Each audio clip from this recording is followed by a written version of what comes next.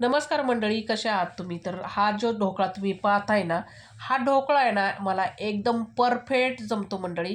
तर मी हे स्वतः म्हणत नाहीये, माझ्या ज्या मेटच्या मुली आहेत ना, त्यांना हा ढोकळा आहे ना, एक नंबर चवीला लागतो आणि बोलतात की एवढा सॉफ्ट, जाळीदार बनतो.